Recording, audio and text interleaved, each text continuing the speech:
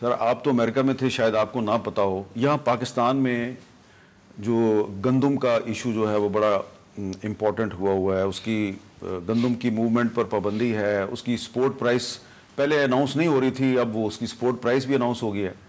تو 3500 روپے من. اور آج چیف منسٹر سندھ مراد علی شاہ صاحب نے پریس کانفرنس کی، وہ کہتے ہیں نہیں یہ 4000 روپے ہونی چاہیے. اچھا اب پہلے فیڈرل گورنمنٹ کہتی تھی جی کہ ہمیں اس کام میں نہ ڈالیں، ہم یہ اس میں انٹرونشن نہیں کرنا چاہتے. یہ گندم اور گنا اس قسم کی چیزوں کی پرائس فکس کرنا اور یہ خریدنا یہ ہمارا کام نہیں. فری مارکیٹ اکانومی، شاید آئی ایم ایف کا پریشر تھا. لیکن پھر اب آپ نے پالیسی چینج کی اور اب آپ نے سپورٹ پرائس جو ہے وہ اس کی طے کر دیا اور اس پر ابھی چیف منسٹر سندھ کہہ رہے ہیں کہ ابھی بھی کم ہے، اس کو بڑھانا چاہتے ہیں. یہ کوئی کنسیشن ملی ہے آپ کو آئی ایم ایف سے کہ آپ نے سپورٹ پرائس فکس کر دی ہے؟ نہیں دیکھیں، میں نے ان کی پریس کانفرنس نہیں سنی اور اس میں ہماری کوئی چینج نہیں ہے پالیسی میں عامر میر صاحب، کیونکہ ہم نے ٹوٹل ڈی ریگولیشن کی طرف جانا ہے. اور اس کی وجہ بڑی سمپل تھی کہ جہاں ہمارا حکومت کا کوئی عمل دخل نہیں ہوتا، ویسے رائس اور میز، نہ کبھی آپ بات کرتے ہیں، نہ میں بات کرتا ہوں، نہ کوئی اور بات کرتا ہے. وہ سپلائی اینڈ ڈیمانڈ ہوتی ہے، کبھی امپورٹ ہو جاتی ہے، کبھی ایکسپورٹ ہو جاتی ہے. Rice has been a wonderful story with respect to the export side. Unfortunately اس دفعہ تھوڑی سی افیکٹ ہوئی ہے. ابھی جو اس وقت ڈسکشن ہے، یہ جو 3500 روپے کی بات ہے، یہ انڈیکیٹو پرائس ہے، سپورٹ پرائس کی کوئی ڈسکشن نہیں ہے. اور جو پروکیورمنٹ کا بھی ہے، یہ اسٹریٹجک ریزرو کی بات ضرور ہے، اور اسٹریٹجک ریزرو جو ہے وہ ہونا چاہیے، but again will be done through the private sector. اور اس کی جو امپلیمنٹیشن اور ایگزیکیوشن ہے وہ پرائیویٹ سیکٹر کے تھرو ہی ہوگی.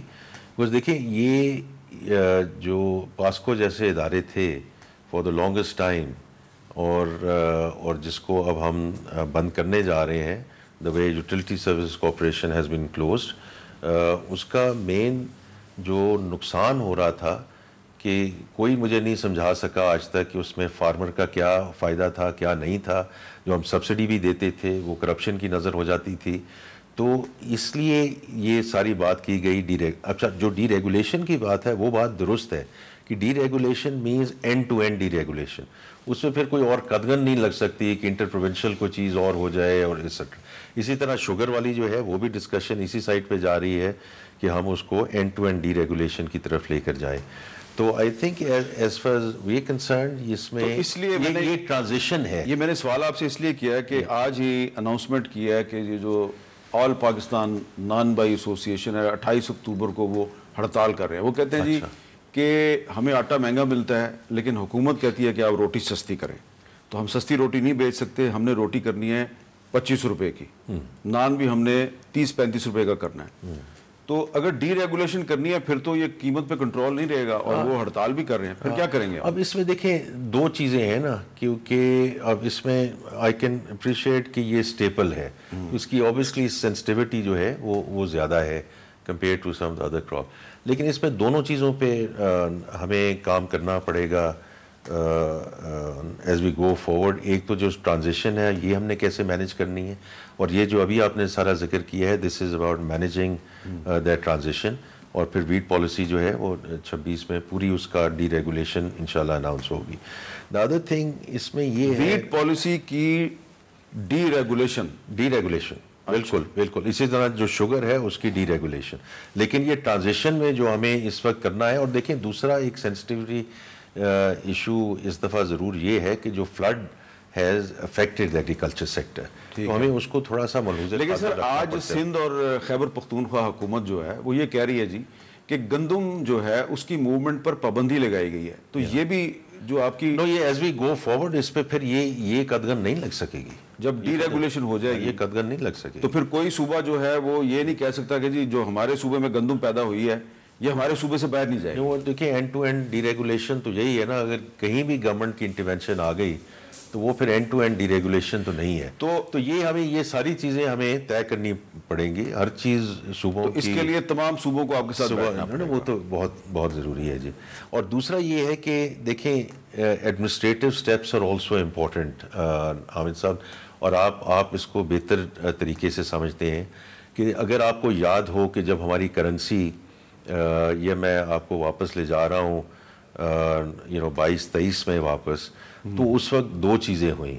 ایک تو ایڈمنسٹریٹو ایکشن ہوا, کیونکہ بات ہو رہی تھی 300 ہو جائے گا, پھر 350 ہو جائے گا, پھر 400 ہو جائے گا. اس وقت میں پرائیویٹ سیکٹر میں بیٹھا تھا. دو چیزیں کی گئی. ایک تو ہے کہ ایڈمنسٹریٹو کریک ڈاؤن کیا گیا, جتنی بھی ہنڈی حوالی. پھر ایک اسٹرکچرل ریفارم لائی جو اسٹیٹ بینک لے کر آیا. تو انہوں نے یہ کہا کہ پہلے تو انہوں نے بینکوں کو کہا کہ آپ اپنی یہ ایف ایکس ونڈوز کھولیں اور آپ اپنی برانچز میں ہی لے کے جائیں تاکہ ریگولیٹڈ ایکٹیویٹی. پھر جتنی ایکسچینج کمپنیز تھیں ان کا انہوں نے کیپٹل بڑھا دیا تاکہ جو چھوٹی چھوٹی کمپنیاں انہوں نے اپنے دکانیں کھولی ہوئی تھیں اس کو بند. تو آئی تھنک یہ ساری جب ہم ڈی ریگولیشن کی طرف جاتے ہیں, اور یہ دونوں چیزوں کو ہمیں دیکھنا پڑے گا کہ اسٹرکچرل ریفارمز کیا لائیں اور جو ایڈمنسٹریٹو. اب ایڈمنسٹریٹو میں اس لیے بات کر رہا ہوں, جو بھی آپ نے ذکر کیا ہے کہ اب دو اس کی کمیٹیز ہیں جو ہمیں اس کو بالکل فعال طریقے سے لے کے جانا پڑے گا. نیشنل پرائس مانیٹرنگ کمیٹی جو پلاننگ منسٹر اس کو کرتے ہیں کہ یہ پرائس کی کیا موومنٹ ہو رہی ہے, کیسے ہو رہی ہے. اور دوسرا مجھے کہا گیا ہے, کیبنٹ کی ڈائریکشن آئی ہے کہ in the E C C at least once a month I keep this as an agenda item on all major commodities. وہ کئی چیزیں ہم نے دیکھی ہیں نا, ہیں تو ہم مسلمان ملک, لیکن اب رمضان سے پہلے جو حرکات ہوتی ہیں کہ انٹرنیشنل پرائسز نیچے جا رہی ہیں اور ہماری قیمتیں اوپر جا رہی ہیں, اور یہ غیر مسلم نہیں کرتے یہ کام. تو یہ ایڈمنسٹریٹو کرسمس سے پہلے ہر چیز سستی کر دیتے. تو میں آپ کو بتا رہا ہوں کہ یہ اس انفارچونیٹ, لیکن یہ آربٹراج یہ ہے, ہمیں ایڈمنسٹریٹو طریقے سے اس کو ہمیں اس کا بھی ہمیں ایک کرنا پڑے گا. اچھا, اپنے آپ کو بھی بدلنا ہے, اپنا آپ